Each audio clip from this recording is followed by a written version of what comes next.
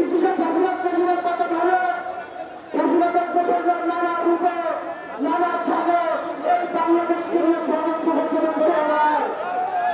এই ৫৬,০০০ বর্গমাইলের বাংলাদেশকে যে কোনো ষড়যন্ত্রের হাত থেকে রক্ষা করতে আমাদেরকে ঐক্যবদ্ধ এবং বদ্ধপরিকর থাকতে হবে বন্ধুরা আমার। এবং এই প্রতিবাদের পতনের পরে যে একটা ইন্টারিম গভর্নমেন্ট ক্ষমতা গ্রহণ করেছেন তাদেরকে অতি দ্রুত নির্বাচনী মধ্যে ঘোষণা করতে হবে। ক্ষমতার ছায়াতলা থেকে কেউ যদি মনে করে দল গঠন করবেন সংগঠন গঠন করবেন সেই সুযোগে বাংলার মাটিতে বন্ধুগণ বাংলার ছাত্র সমাজ এই ৫৬,০০০ বর্গ পাইলে এই ধরনের আর কোন কুচক্র সংশ্লিষ্ট হতে দেবে না বন্ধুগণ।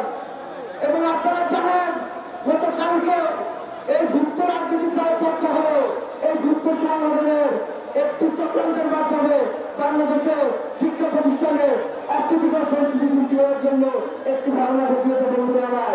আমরা তীব্র চিন্তা জানাই আপনারা প্রকাশ্যে এসে ছাত্র রাজনীতি করেন, প্রকাশ্যে আসেন, লুকিয়ে থেকে কোনো রাজনীতি হবে বাংলা রাজনীতি হবে না বাংলা। আপনারা সবাই সচেতন থাকবেন, কেউ যেন প্রকৃত সৈন্যতার প্রকৃত আওয়ামী লীগের প্রশাসনকে তাদের উপরে অতিরিক্ত বাড়াবাড়ি না করে এই হুঁশিয়ারি আমরা দিতে চাই।